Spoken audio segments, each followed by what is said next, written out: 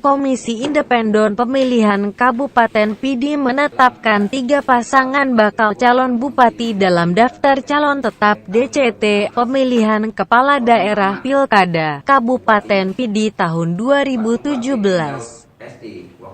Rapat pleno terbuka ini dipimpin Ketua KIP Pidie Ridwan didampingi 4 komisioner lainnya pada Senin 24 Oktober 2016.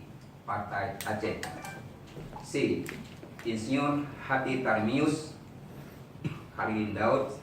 Berdasarkan hasil pleno KIP Pidie Nomor 27, Kpts, KIP Pidie, tahun 2016, menetapkan 3 pasangan calon bupati dan wakil Bupati Pidie, Roni Ahmad, berpasangan dengan Fadlullah T.M Daud ST. Kemudian H. Sarjani Abdullah berpasangan dengan M. Iriawan, SC. Selanjutnya Insinyur H. T. Tarmiyus berpasangan dengan Khalidin Daud.